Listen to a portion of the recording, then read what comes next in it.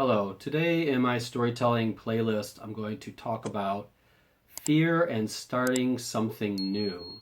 And this is pertaining to kind of expat life. In December of 2024, I'm going to be moving from South Korea to Mexico. I've lived in Korea a long time, but the last few years, I'd say probably since the pandemic started, I've been kind of wanting to leave. And each year I've been here kind of after that, the more I've wanted to leave. And now it's just kind of finally hit ahead. And I think it's time to go. There is a very deep seed inside myself that just needs to get back to the West. I've been in Asia way too long. I've been here off and on since 2009. There are beautiful things in Asia, and I've seen so many things, and I don't regret any choices I've made as far as what I've seen or what I've done here. But I think there comes a time when you've been out of not just your culture, but the half of the world that you are kind of used to. I would say I know Mexican culture quite well, partly from my hometown. Detroit has pretty substantial Hispanic population, and there's a whole area of town called Mexican Town with a lot of restaurants and grocery stores and things. So I would say for my whole life I've been kind of exposed to it to some degree. I just think it's time to go. This is something that I think a lot of expats face, because when you are like an expat or you're a digital nomad or something, you're kind of going to new places all the time. And every time you do it, there is a trepidation. You know, am I making a mistake, or where is this going to? What am I leaving behind? I've been a bit of a nomad myself. You know, I was born in Detroit, but I've lived in Portland, Oregon in the USA. I moved to Ilsan, South Korea in 2009.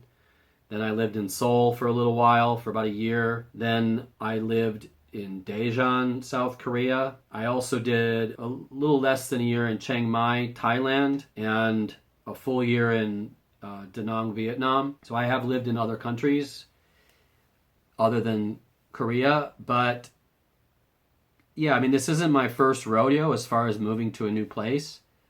However, I think whenever you're facing the unknown, there's this kind of underlying fear, or you're wondering what you're kind of gambling.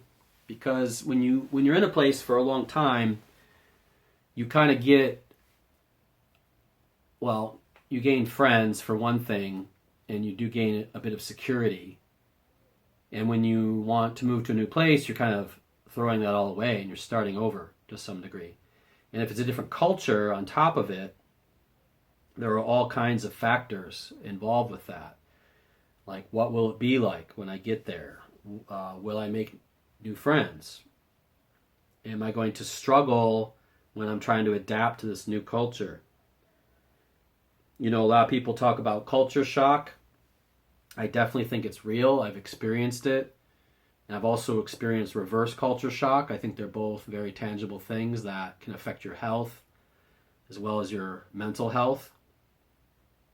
I mean, when you go into a new culture, it's almost like you are becoming a child again, because you don't know all the rules. You don't know what is the faux pas. You know, what am I supposed to do in this situation or that situation?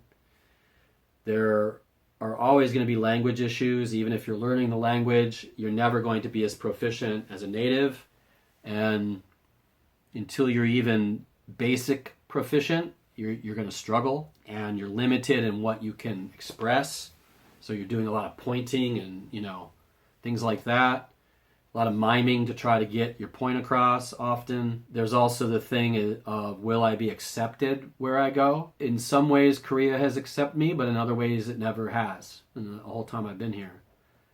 Which is interesting, because all in all, I think Koreans accept American culture a lot, but they only kind of accept the, I don't want to say superficial American culture, but the stuff that is widespread. Certain restaurants, certain food, shops like Costco, things like that, they kind of embrace that. I don't think they really understand what it's like in America unless they've been there. Yeah, I mean, I think it's going to be interesting. I will probably do some stories in this playlist about it when I get there. I mean, I'm equally excited and a little bit afraid. Yeah, I don't know if I'm going to stay there. I'm unsure of that. I'm going to go give it 6 months and see kind of how I feel. If I like it, then you might hear many stories about Mexico in my storytelling playlist. One regret I have actually is I didn't create my YouTube channel until a few years ago, and I wish in a way I had thought of doing it back when I first came to Korea or back when I moved to Thailand or Vietnam. I think it would have been interesting to have the kind of stories unfolding, whereas now I'm often looking back a long way, so it's not always easy to remember the details of certain stories, or have something pop into your head like, oh, I need to tell this story.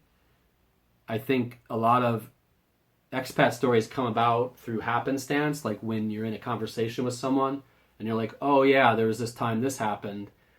But when you're trying to record videos, you just don't think about those times. So in a new place, I will be a lot more, oh my God, I got to talk about this, or I got to talk about that.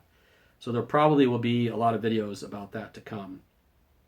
And probably videos about Korea as well, of me looking back on Korea, because that's just how it works. But that's about all I got for this. That's it. Take care. Have a good day.